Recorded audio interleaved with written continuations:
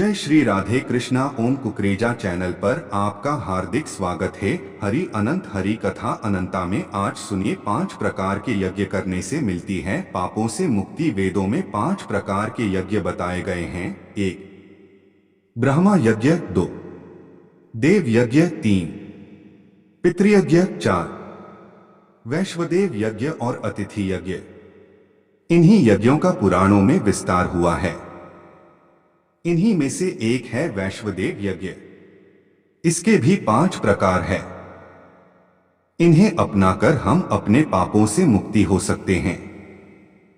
इसके अलावा अग्निहोत्र, अश्वमेध, वाजपेय, सोमयज्ञ, राजसूय और अग्निचन का वर्णन यजुर्वेद में मिलता है।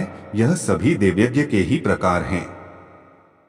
वैश्वदेव यज्ञ, इसे भूत यज्ञ भी कहते हैं। पंच महाभूत से ही मानव शरीर है। सभी प्राणियों तथा वृक्षों के प्रति करुणा और कर्तव्य समझना, उन्हें अन्न जल देना ही भूत यज्ञ या वैश्वदेव यज्ञ कहलाता है। अर्थात जो कुछ भी भोजन कक्ष में भोजनार्थ सिद्ध हो, उसका कुछ अंश उसी अग्नि में हो करें जिससे भोजन पकाया गया है।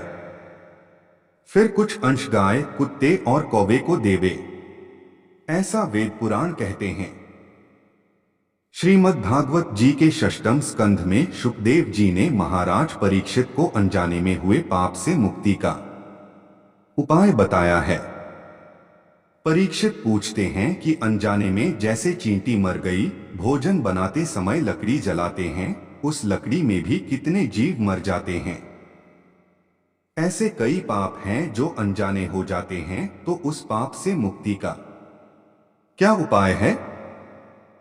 इस पर आचार्य शुकदेव जी ने कहा, राजन, ऐसे पाप से मुक्ति के लिए रोज प्रतिदिन 5 प्रकार के यज्ञ करने चाहिए।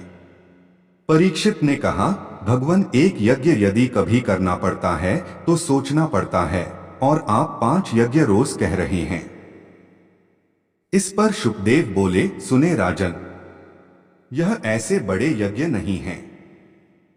पहला यज्ञ भोजन बनाकर सबसे पहले अग्नि को देना चाहिए, यानी रोटी बनाकर उसके टुकड़े करके उसमें घी चीनी मिलाकर अग्नि को भोग लगाना चाहिए, जिसे अग्निहोत्र कर्म कहते हैं।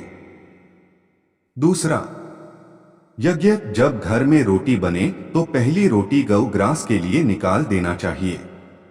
तीसरा यज्ञ, चींटी को 10 ग्राम आटा रोज वृक्षों की जड़ों के पास डालना चाहिए। चौथा यज्ञ, पक्षियों को रोज अन्न का दाना डालना चाहिए।